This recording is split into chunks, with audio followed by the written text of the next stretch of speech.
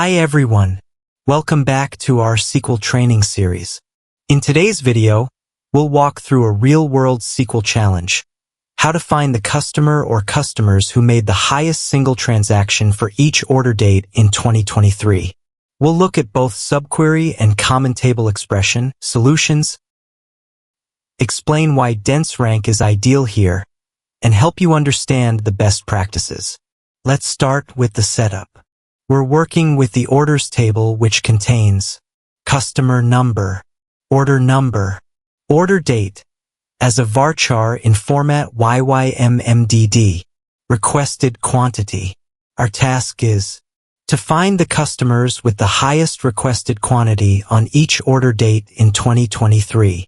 If multiple customers ordered the same top quantity on a given day, we want to return all of them. The results should be sorted by order date in ascending order. Here's a small example from the orders table. On January 1st, 2 customers ordered 19 units, the highest for that day. We want to keep both in our result. Other date has a single highest requested quantity.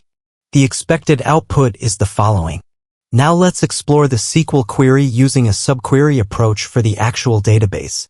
This query can be divided into 2 parts, subquery A and the main query. Subquery A filters rows for 2023. Uses dense rank to rank transactions on each day.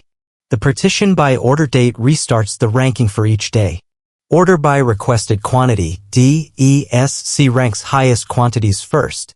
Main query only keeps rows where RK equals 1, the top quantity of that day. Sorts final result by order date. You might wonder why dense rank instead of rank or row number? Dense rank keeps all top values even when tied, perfect for our case. Rank also allows ties, but can skip rank numbers.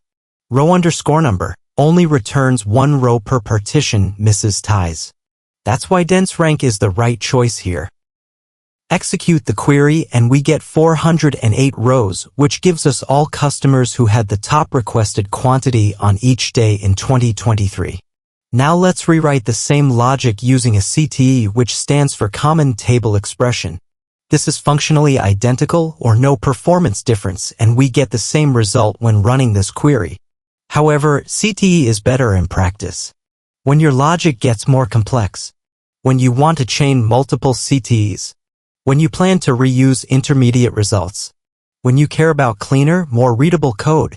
Here's a quick recap. Use dense rank to capture all top performers for each day. Use a CTE if your logic is growing or needs to be reused. Performance-wise, both subquery and CTE are equivalent. SQL Server optimizes them the same way. Prefer CTEs for cleaner, more maintainable code. And that's how you find the highest single transaction per day using SQL. Thanks for watching.